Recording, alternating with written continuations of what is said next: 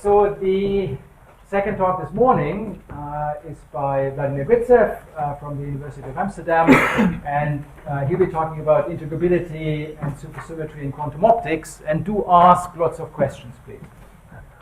Thank you. First of all, I would like to thank organizers for inviting me here for this workshop and program.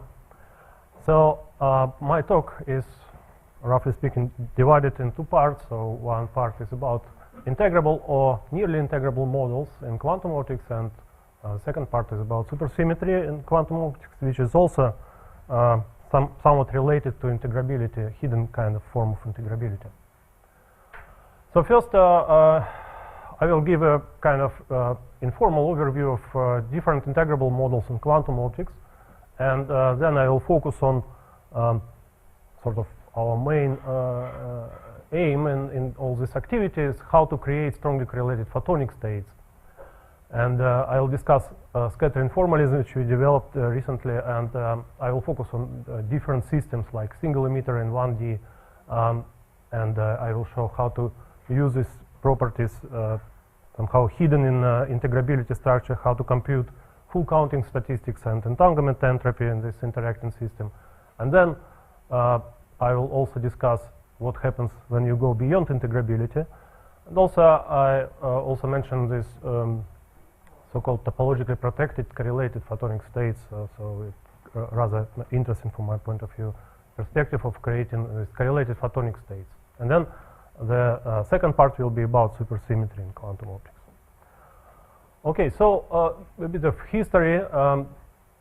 The fundamental model in quantum optics is called James-Cummings model, and it was derived decades ago. This is essentially the model of single mode, electromagnetic single mode described by A, and A dagger creation and annihilation operator, bosonic. And then the atom is modeled by the Pauli sigma matrices. So if you have only two levels in an atom connected by, say, dipole transition, then you can say that you have the ground state and excited state, and then different combinations of these projection operators give you sigma plus, sigma minus, and sigma z operators, which are equivalent to Pauli matrices. So this Hamiltonian can be derived really from the very microscopic description of light and matter interaction, and namely this term, first term, comes from E square plus B square, Maxwell term, whereas this one is just atomic self-energy in a sense, and this interaction is coming from P times A, which is equivalent to D times E, where E is electric field and D is dipole coupling. And then you make what is called rotating wave approximation. So you neglect so-called cross terms like A sigma minus and A dagger sigma plus. So the model is rather simple, and of course it can be solved exactly.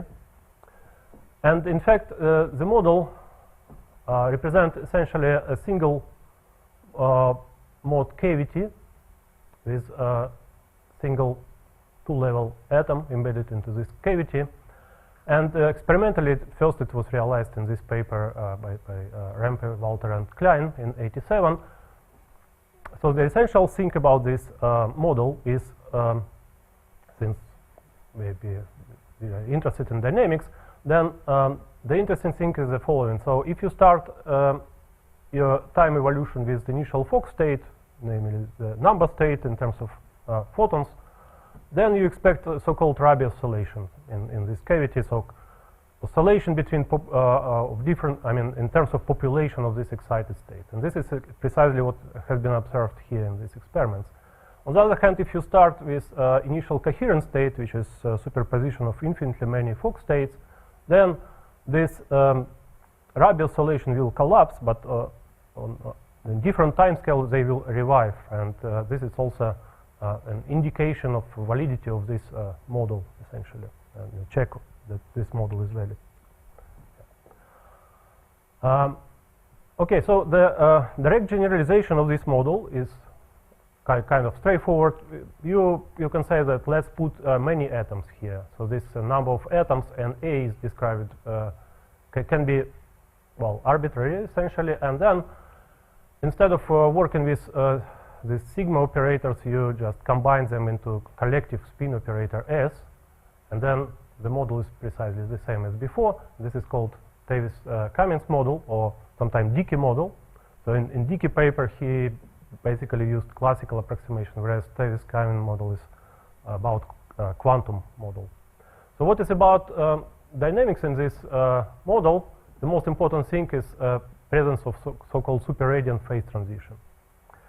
So it goes from the normal phase, where you don't expect any population of this bosonic mode in the cavity, whereas in the superradiant phase, you see a microscopic population of this bosonic mode, which scales as n a to the power 2.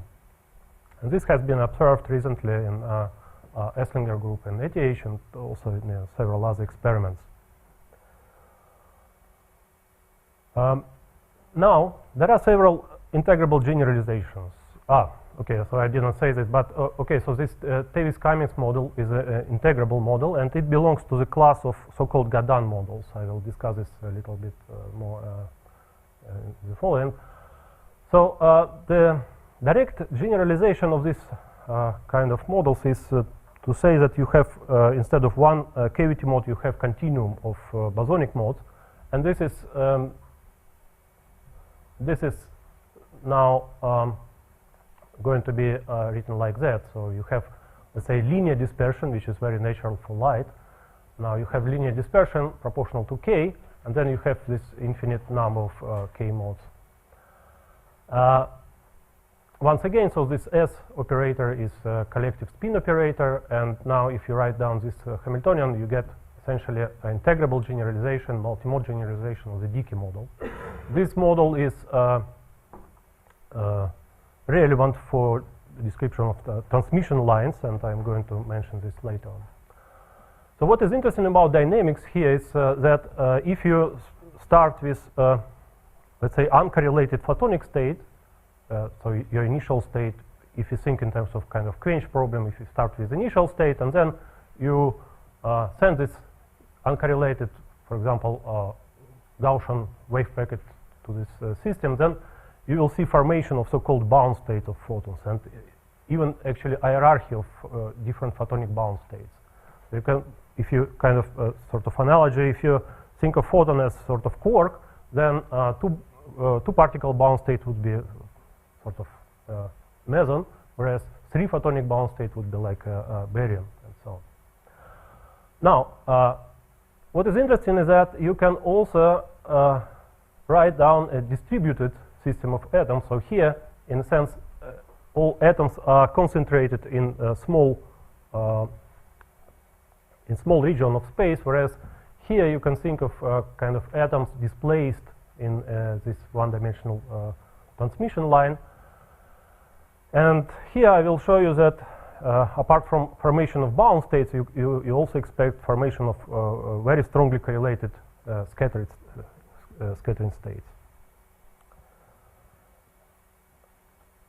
Now, there is another road to generalize this model. So, for example, you can consider multi-level atoms.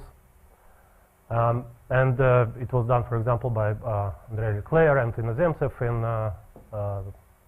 90s, essentially. Whereas these integrable generalizations are due to Rupasov and Utzon in the beginning of 80s. As far as I know, it was motivated by a solution of Wigman and Zverik of the Kondo model. So this multi-level generalization is also possible. So here operators R is just replacement of our two-level system by the operators relevant to, for example, 3 or 4-level systems, and these are generators of some higher Lie algebra like SUN, for example.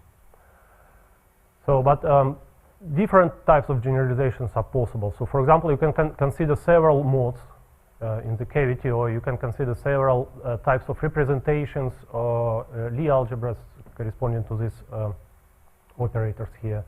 And, well, some of them are indeed relevant for physical systems. So, if you derive, actually, if you start from microscopic derivation of all this quantum models, then basically what you get is essentially a so-called Rabi model. And this Rabi model is written here. So here you don't neglect these cross terms, so like A sigma minus and A dagger sigma plus. And recently there was a kind of statement by Bragg that this model is exactly solvable but not integrable in the sense of Young-Baxter integrability. But if you're interested in this kind of issue, please ask Murray Batchelor, who's around. And he wrote some paper on this issue. It's rather interesting what is going on here. Well, actually, one can construct even Young-Baxter integrable models going beyond this rotating wave approximation. This has been done by several people like Amico and Esterloch and Kundu and Skripnik. And this can be done using either, for example, some degeneration of elliptic solution of certain integrable models, or some Skляnin twist, like using this integrable boundary conditions in this sense. And then also I mentioned that Leclerc in mid of 90s, he mapped essentially the Rabi model plus this linear dispersion discussed here. So essentially this model with together with counter-rotating terms, he mapped it to a kind of bosonized version of the Kondo model. Okay, so this was actually all these models are indeed derivable from microscopic physics. However, there is also a class of models which can be derived in the sense of kind of coarse graining procedure. So if you consider, for example, nonlinear effects in quantum optics, well, namely second or third harmonic generation, or so-called three-wave mixing, Kerr nonlinearity, and so on. So the physics behind all this phenomena is the following. So you basically expand polarization operator, or just polarization function in classical optics in the power series in terms of strength of electromagnetic field E. And then coefficients here are susceptibilities or generalized susceptibilities. So this would correspond to the linear optics.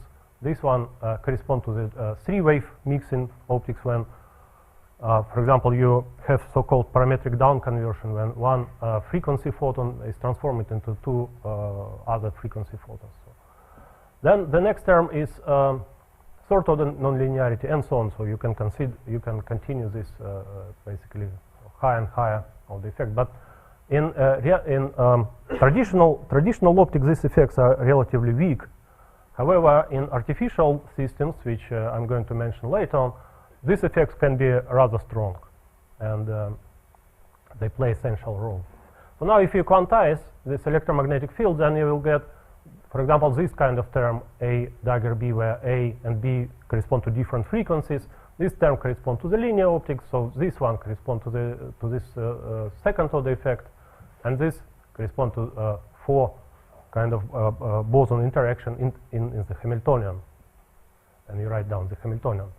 And then one can realize relatively easily, so if you consider this three-wave mixing problem, namely this type of effect, then it can be mapped to the decay model.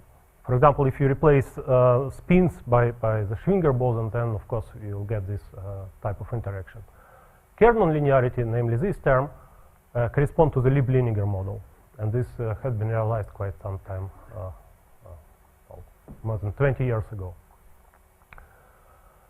Also, some higher integrable nonlinearities can be studied using various forms of deformed bosons or deformed algebras, and this also has been studied by various people like Bogolyubov, Karasyov, and Adziyevich in essentially in 90s. Yeah. This mapping to the decay model, I mean, if you start expanding square roots, you will get all kinds of. Yeah, but if you replace spins by Schwinger boson, not Holstein-Primakov boson, but Schwinger boson, then you get essentially this three-wave mixing. So this term, oops, sorry, this three boson term. Okay. Yeah. Any other questions, please? Okay. So Mathematically speaking, so what is going on here is the following. So the typical integrability structures in this model has the following form. So you start with a Lax matrix, which typically has, typically I mean that there are of course exceptions as always, but typically you start with a Lax matrix of the product form. Actually here I already wrote the transfer matrix, sorry for mixing notations. So the product form, I mean that one Lax matrix corresponds to bosonic space and one Lax matrix corresponds to the spin space. So here are some examples of this, namely this one and this one. Of course, this representation is not unique. So of course, you can play with various representations, various algebras, and various form of writing down, for example, this Lax matrix as well. So what is important for integrability is that this transfer matrix, here this product of this Lax operator, is intertwined by the R matrix. So if I take, for example, fundamental R matrix of so-called 6-vertex model, then it's relatively easy to get this type of Hamiltonian, which has clear physical significance, actually. So here S is this large spin, in decay spin. And what you can see here is that you get basically this dipole interaction plus a term which has actually clear significance in quantum optics is called Bloch-Ziegler shift. Well, you can also find somewhat more generalized models here, and they also have some physical significance. So once again, so this can be generalized in many ways. So you can take, for example, many spins, many bosonic modes. So for example, you can construct a product of these guys over this one-dimensional spin chain, and you can play with different representation algebras. Also, you can add inhomogeneity parameters, because integrability survive if you add so-called inhomogeneities, and then you can go to so-called quasi-classical limits, and you get something like Gadan models or various forms of them. Now, so of course we are interested in dynamics in this photonic system, because in a sense thermodynamics doesn't exist. So the only important thing is dynamics. So if you don't pump photons into your system, you get nothing essentially, right? And the traditional way is just to, this is what usually people do here in this audience. So you decompose initial state, psi 0, into all your eigenstate of your integrable Hamiltonians, and then you have, you have to integrate over all rapidities, over all strings of your beta ansatz solution. However, this is not a good approach for this spin system, and in fact, I would like to mention that many years ago, actually in '85, Vladimir Gritsev discovered that there is a very nice way to write down this time-evolved wave function by selecting a special representation in the complex plane of rapidities, well, characterized by some specially designed kind of curve in this space of rapidities, and playing with some other state lambda with this round bracket, which can be written down explicitly for all these integrable models I mentioned before. I really kind of recommend to study this paper. You know, if you are interested in dynamics of integrable quantum systems, this is actually what we are doing here, right? Okay, so partially we used this approach to study the dynamics, but in general, our aim is more general. So we would like to understand what is going on if you go to more realistic systems which are not integrable in general. So in this quest for strongly correlated photonic system, in fact, there are several pieces of motivation. So one motivation is to achieve control over light and matter interaction at the level of individual atoms and photons, of course, for some practical applications, and also to engineer strongly correlated states of photons, where, for example, you can construct some correlated photonic states with pre-designed sort of properties. And in fact, we we can imagine two different approaches. So one approach is this traditional cavity-based approach, where this weak photon-atom interaction is enhanced because of large number of bounces in the cavity. So in this case, of course, you have to have a good cavity, so is so-called large Parsons factor. Whereas in principle, you can think of cavity-free approach, and here our intuition from condensed matter helps us a lot. And in fact, you know from condensed matter, if you kind of decrease dimensionality, then you somehow increase effect of correlation. And indeed, so if even if you put a single atom in this 1D geometry, then you realize that scattering probability will be inversely proportional to this essentially diameter of this cross section of this fiber. And then if you decrease it, below certain wavelengths, then you can enhance this probability of scattering particles. So some years ago, we devised a scheme which shows even fermionization of photons. Namely, in this case, you deal with 4-level atoms, and, or maybe with 3-level atoms, and you use effects of so-called electromagnetically induced transparency. And instead of using photonic and atomic degrees of freedom, you use kind of mixed polaritonic degrees of freedom. And then these polaritons, dynamics of polaritons is described precisely by nonlinear Schrödinger, quantum nonlinear Schrödinger equation, which is equivalent to repulsive Liebling-Niger model. So I mentioned before that this Kerr nonlinearity corresponds to nonlinear Schrödinger equation or this Liebling-Niger model, but this was correct for this sort of quasi-classical description using this sort of coarse-grained picture of media filled with 2-level atoms, and in that case you can realize only attractive Liebling-Niger model. Whereas if you play with structure of this atomic transition, you can realize even repulsive Liebling-Niger model, and then in the extreme limit of strong interaction, you go to so-called Tonks-Girardot state, and then photons exhibit some kind of fermionization, which can be characterized by so-called second-order correlation functions. And the fact that it's 0 here means that photons are anti-correlated. They don't want to sit on top of each other, and you have this kind of analog of free-day oscillations as well. Right, so now I'm going to discuss scattering formalism, which we developed recently to understand more general class of problems, and we made some progress in this direction. Well, generally speaking, scattering formalism is about the incoming state, which is sent to the array of atoms, some scattering region, for example, 2-level atoms, n-level atom, and so on. And then you're interested in the outgoing state, so the state which leaves this fiber, for example. So it's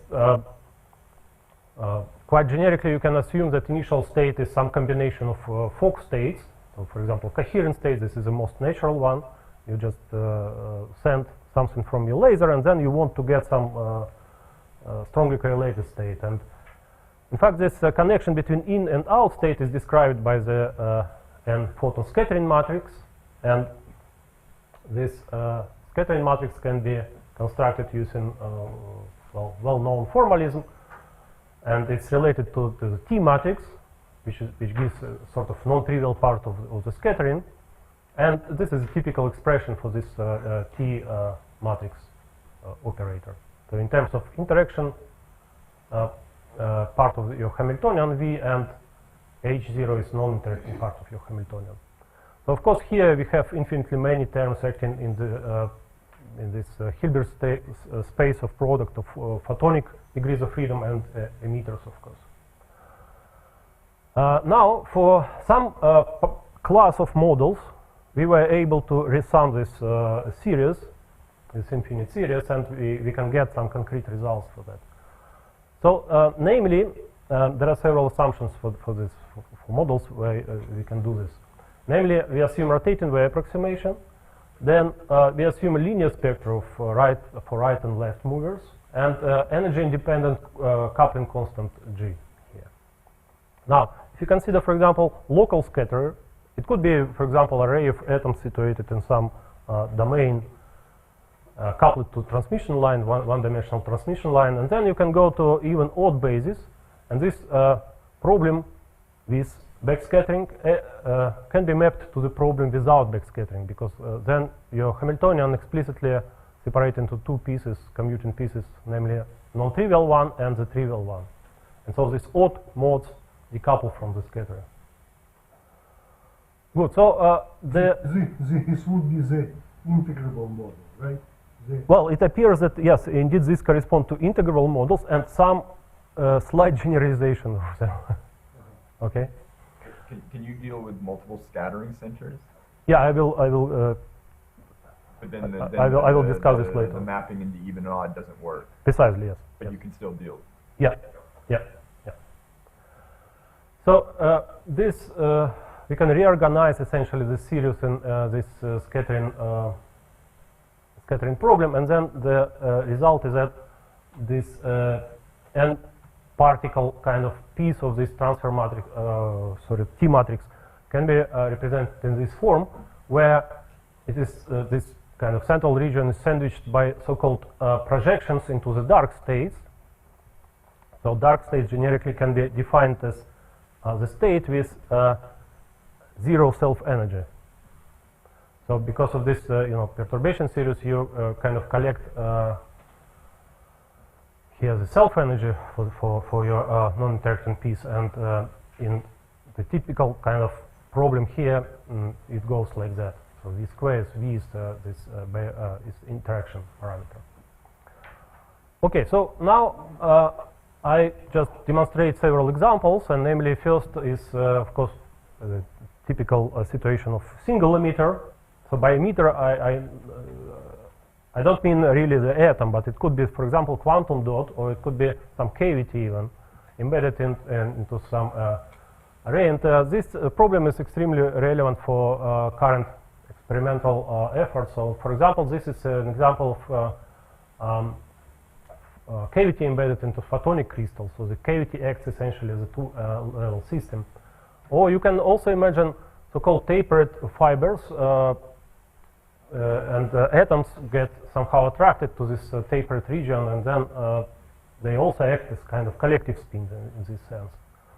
There are several other experimental results from, for example, Riken group, and here they use superconducting flux qubits to observe what is called MOLO triplet. So MOLO triplet is this phenomenon. Essentially, what you measure is your two-point correlation function in time, and then you convert it in the frequency domain, and this is essentially your sort of structure factor. It has three peaks corresponding to different transitions between dressed states of two-level system, and this has been known since many years, but clear observation in this 1D geometry was done very recently, maybe 5 years ago. There are some other experiments, like in microwave regime, and many other things. So I will not, focus more on this. So let's consider a simple example of scattering of two-level system. So in this case, this self-energy has a rather simple form. So gamma here is just pi times g squared. G is interaction parameter, and projection into the dark state will be this state with downspin, so on the ground state essentially. So this is of course the simplest example. Of course, in more general situation, you can get projections into this dark state, and this dark state could be very complicated. So a green function has apparently this simple form, and now if you're interested in one photon scattering, then the result is very simple. So namely, the one photon scattering matrix basically is a pure phase shift. So when you have one photon, it scatters, and this just receives some phase shift. Now, for two photon scattering, the result is a little bit more complicated, but still is relatively simple. And already here you see some resonances in this expression for irreducible part of the S matrix. So this is this T matrix. This corresponds to inelastic or correlated scattering. And this is precisely what we are looking for. Of course, you can continue like that. And in principle, you can write down even the result for the coherent light scattering. So coherent state is defined as application of this operator into vacuum state. And in fact, you can write it in terms of infinite number of Fock states. So it's 0 photon state, 1 photon state, 2 photon state with different weights given by this constant alpha. So the problem we consider here is the following. So it's a very realistic problem from the point of view of experiment. So at x equal to 0, you have this two-level emitter, and then you send a pulse with duration L, or size L. And then, after this scattering event, you put the detector here, and after some time capital T, you make an observation during time tau. Right, so you switch on detector, wait for time tau, and then you switch off detector, right? Now, we are interested in a description of this situation, and we found actually exact solution for that. Maybe it's a bit kind of cumbersome, but so it has essentially this structure. So the outgoing state, so the result after this scattering event, can be represented in this form, where this kind of operators SA and SB, they satisfy some nice quadratic algebra. And this quadratic algebra allows to compute essentially everything in this problem. So maybe all these details are not important here, but if you're interested, you can of course go to original publications. Does your out state always end up with the two-level system back in its ground state? Well, yeah, you see in scattering formalism, you wait for quite some time, you know, for a long time after the scattering, and then you're interested in properties of photons, not in properties of the two-level system.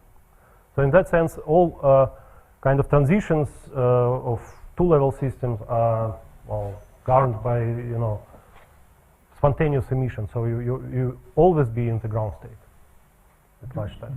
There can't be an eigenstate where you have a two-level system in this excited state with some...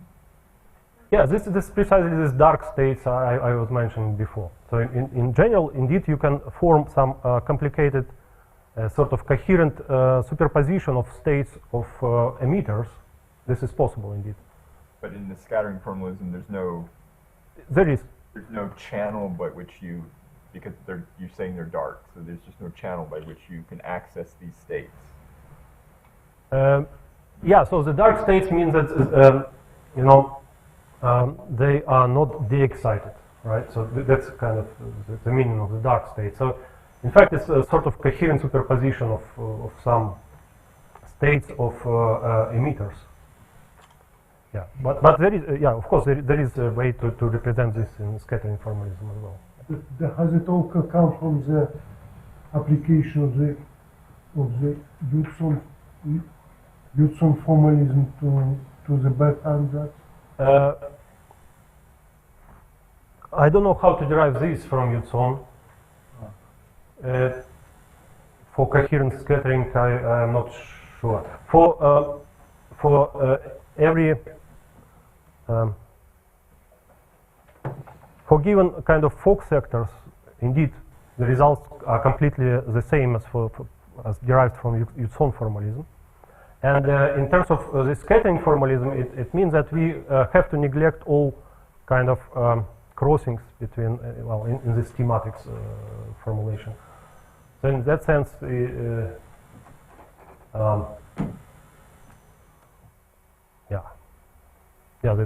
we can discuss this later on. I can tell you more details.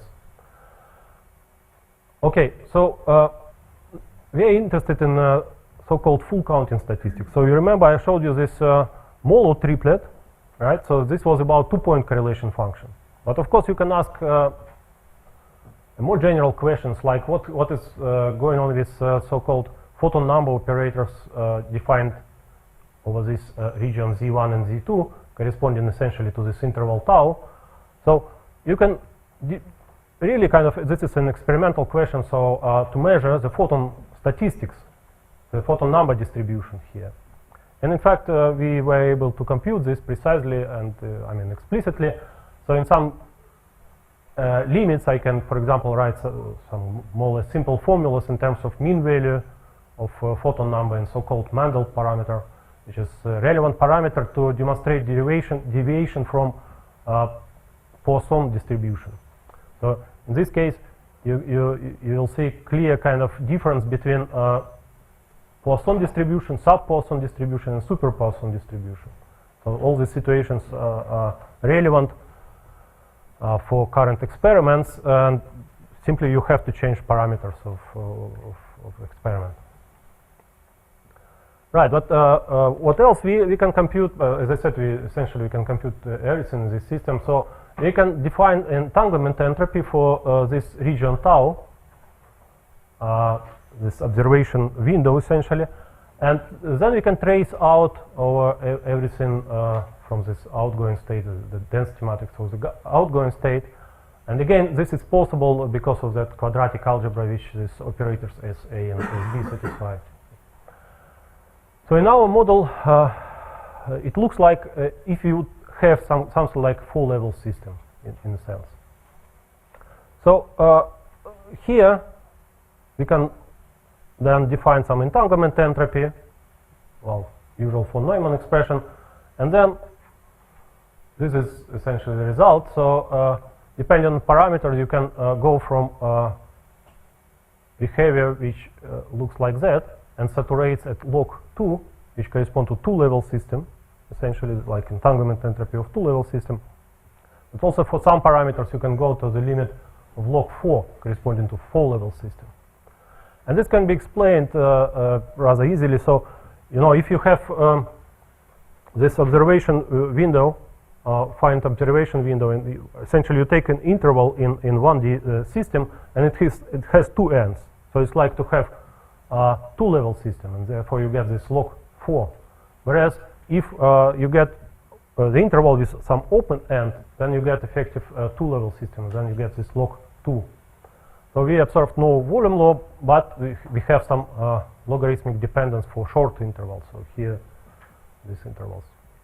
This, of course, saturate to the area law in the large limit of this observation time. Now, let's come back to this question of two emitters. And in fact, in this case, as Robert pointed out correctly, you cannot go to this chiral and anti-chiral or symmetric and anti-symmetric model, anti-symmetric modes. But in fact, with this scattering formalism, we were able to get some concrete results, and this is due to mainly my collaborator, Mikhail Plityukhov. So here, one photon scattering is relatively trivial, and you can include different bounces of photon between this distributed two-level system, and because of that, you get this nice kind of denominators here. Whereas two-photon scattering is already a very serious problem, and here I will not go into details about this kind of derivation of this result. So what I can say is that you can stop essentially at two crossing approximation, and this will be essentially exact. So to demonstrate clear difference between Markovian limit, which would result from chiral scattering, and this non-chiral scattering. So here's the picture. In fact, you can clearly see that this is, if you work with Markov approximation, then of course the long time limit is exact, because Markovian limit is devised to give in such a way to give the essentially long time evolution. Whereas the short time evolution, which could be of course relevant for devices, for example, or experiments, it's completely different from the Markovian one. And so this is essentially exact result as well. So you can notice even difference in the scale here. Also, you see some different features. These features actually are coming from formation of this peculiar dark state between two spins. So these spins can go into some symmetric or antisymmetric combination. They can form a sort of dimer, in a sense. Yeah. Okay. So now, if I go to somewhat simpler model, namely to the chiral channel, which I can solve exactly, and I can consider many emitters. So this is essentially this Utzon Rupasov models. Now, if I ask myself, so how to realistically imagine this system? So there is a kind of possibility of doing this, and the way is to use so-called topological photonic crystals, which were created some years ago. Namely, it's an array of some kind of rods like that, and what you observe is unidirectional propagating states on this edge of this photonic crystal, and this can be visualized as kind of edge state dispersion in the mid of the gap here. There are other schemes nowadays by Mohammed Hafizi, and also some other schemes using photonic crystals and so on. So basically this gives us a possibility to devise the model of this form. So namely, we imagine that there is edge state of this photonic crystal, and then imagine we insert some atoms or emitters once again, so it could be quantum dots or cavities or whatever. And this could be two-level systems or multi-level systems. And again, because of integrability, we can solve this problem exactly, although we use our scattering formalism. But of course, our result would agree with results derived from the beta ansatz. So now, what is interesting here is that outgoing states have universal and robust properties. Namely, what we found out is that there is a convolution property. So if you have the scattering matrix as corresponding to scattering of a single emitter, then if you convolute these different scattering matrices of this individual emitter, then the total S matrix will be just this convolution. And the condition for that is again linear photonic dispersion, constant speed of light, and energy independent interaction strength.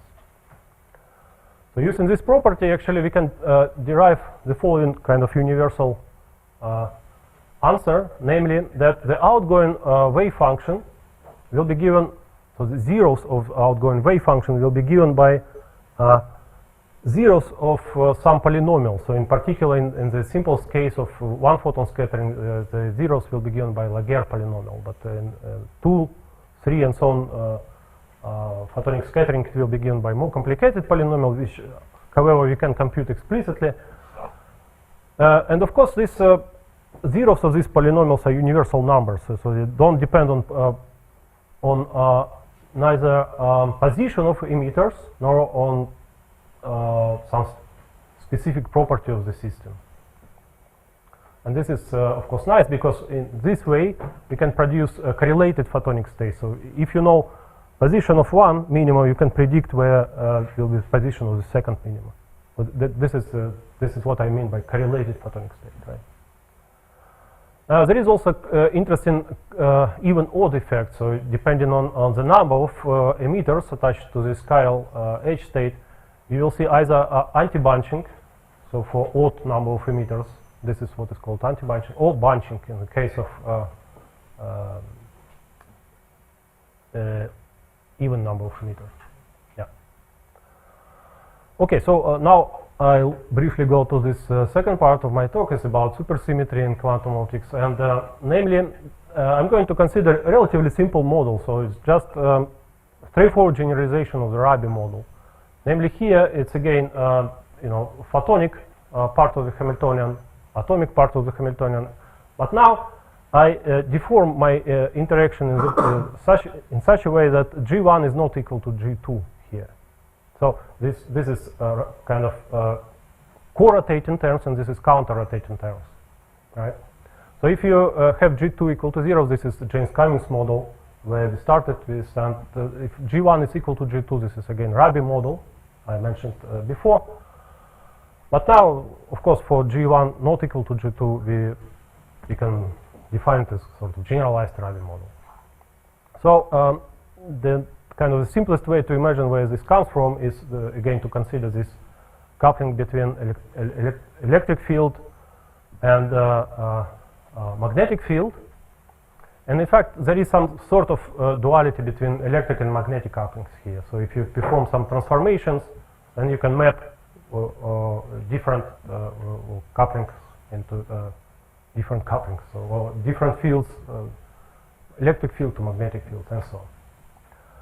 Now, how to construct this model in realistic experiments? So, for example, you can consider dipole transition lines of rubidium-87, and if you, for example, select this submanifold in this diagram, which is shown here, then we have effectively we have a full level system.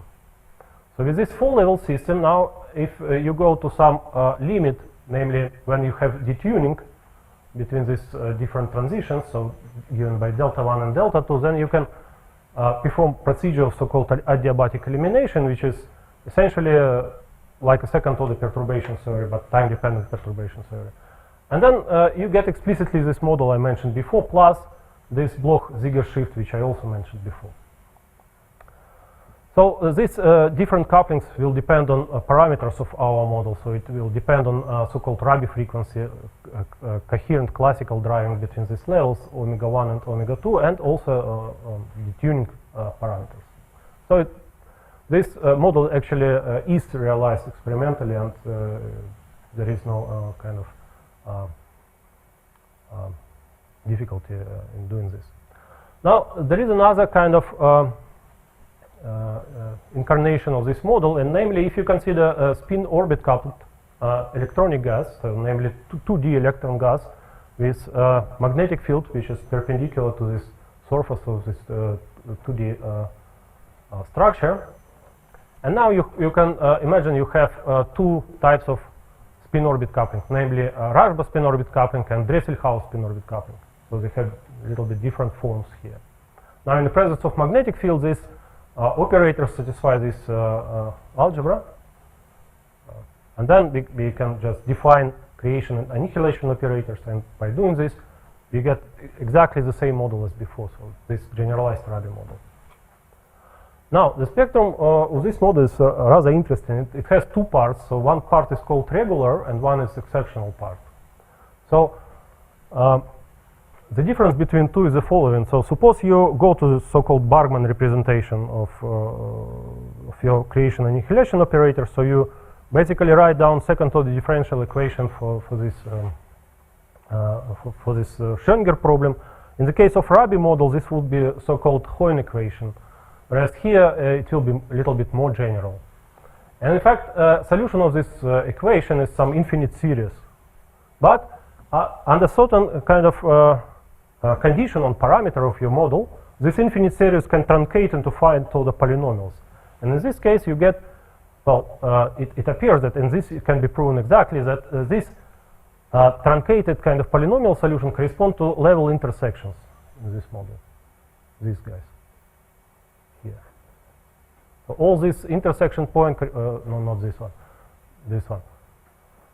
They all correspond to this truncated kind of cases, and these conditions can be represented in parameter space as some kind of lines.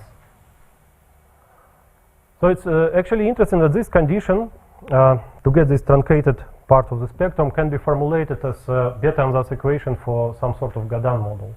Namely, this looks like a Bethe-Ansatz equation for the BCS model. And we can solve it, for example, by mapping it to the Bethe-Ansatz ordinary differential equation correspondence. And yeah. Right, so these exceptional points correspond to finite order polynomials, whereas a general case correspond to this infinite series in that case. Now, okay, so we can compute some number of level crossing. Well, maybe this is not so interesting. The statement is that these exceptional points, namely in the ground exceptional point in the ground state, correspond to some kind of supersymmetry. So in that sense, Bethe-Ansatz equation correspond to this some kind of supersymmetric structures.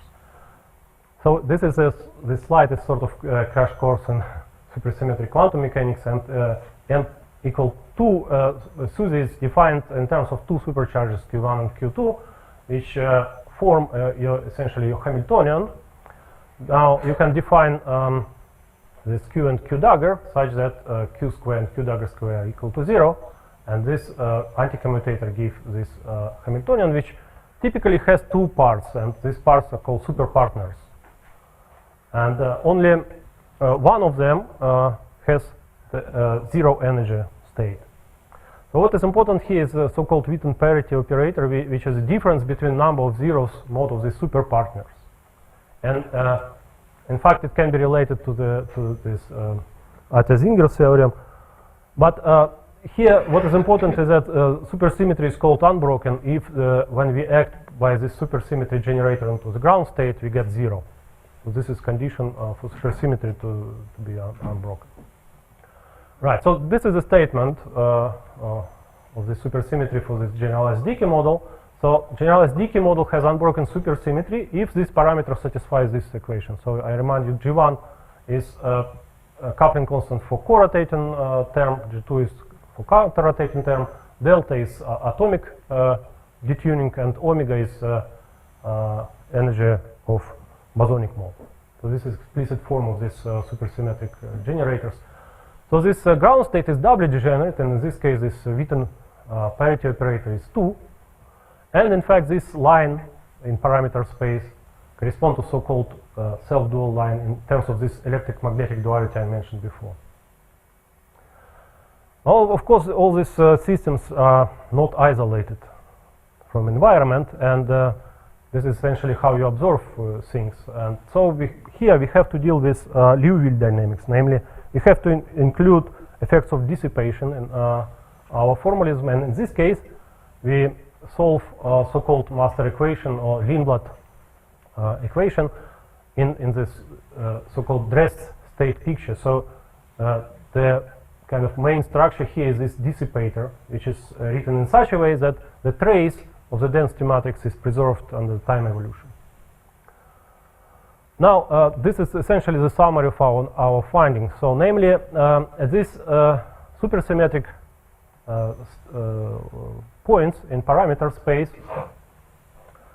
the density matrix form a manifold. It's not unique. So, the stationary state of the density matrix is not unique in this case. And depending on dephasing, for example, if you can neglect dephasing, so dephasing is essentially this part of our dissipator.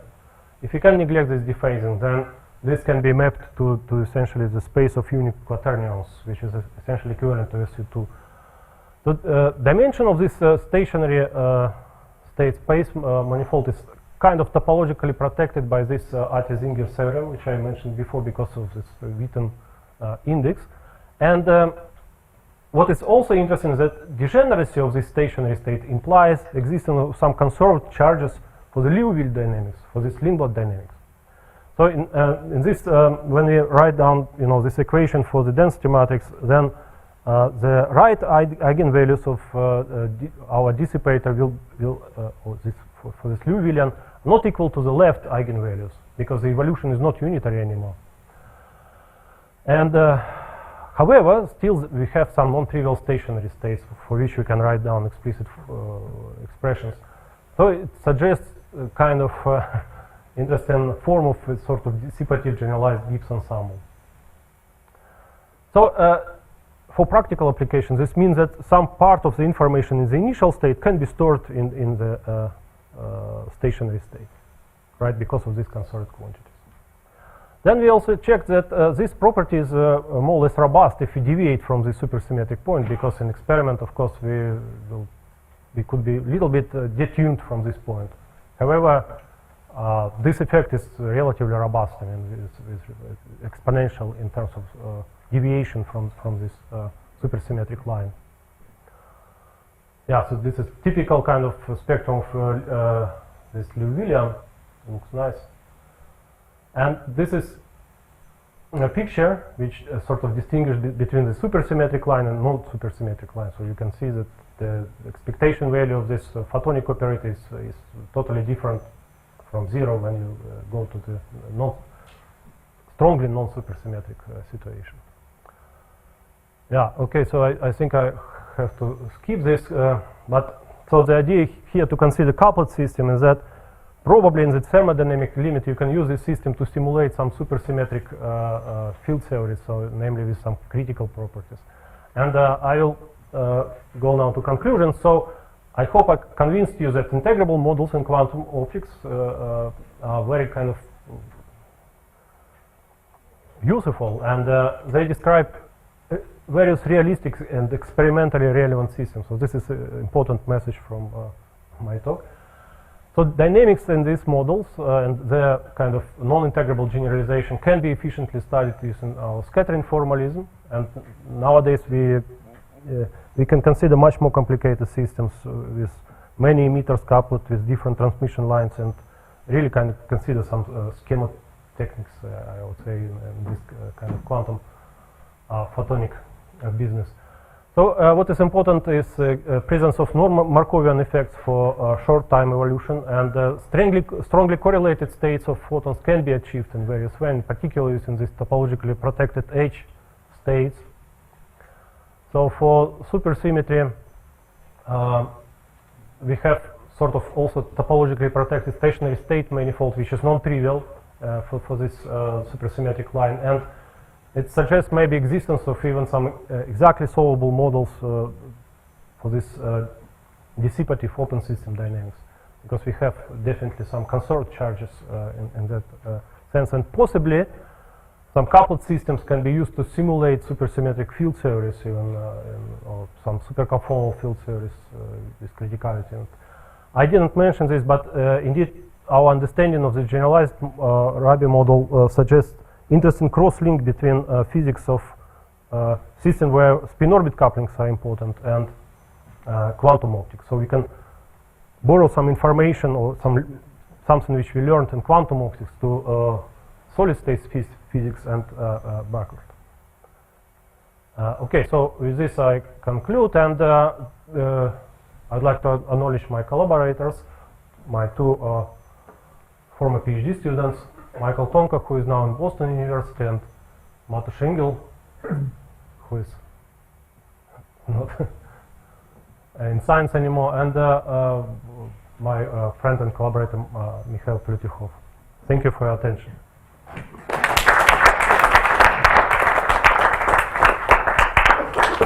very much for this talk. So we have time for some questions.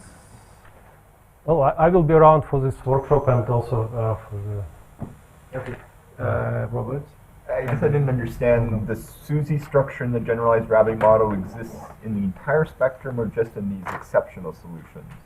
It's an exceptional solution, yeah. So it just governs that. Yes, so it's related to this Bethe-Ansatz kind of... So I can't write the generalized Rabi Hamiltonian in terms of the supercharges, or there's no simple representation of the supercharges in terms of the various no. In general, no, but only if you sit on this line parameter space is G1 square minus G2 square equal to delta omega, then you can.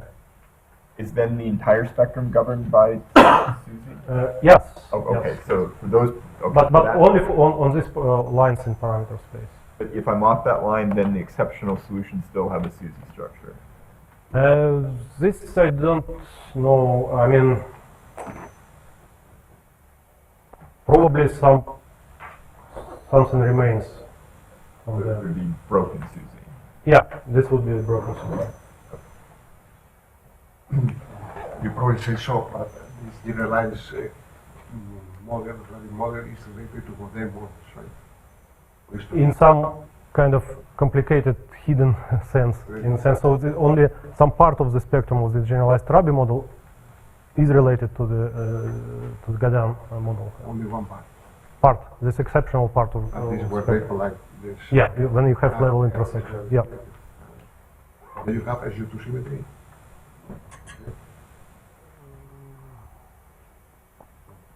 Interesting question. Yeah. Giuseppe? As far as I understand, is how to say, sophisticated, complicated quantum mechanics. But to get to the supersymmetric field theory, how you do it? I will couple these different systems maybe tuned to this supersymmetric line, right? Then you have hopping of polaritons between different systems. And well, the hope is that in continuum limit, you know, when you go to field theory description, then you can get probably some supersymmetric analog of critical Have, points. how to say, relativistic. Yeah. In relativistic limit. Yeah. I see. Yeah, because of linear spectrum, for example, if you assume linear spectrum for this polariton, then you can presumably go to this. Yeah. Okay, so I think we should leave it there for now and thank Vladimir again. Thank you. And then stay put, please.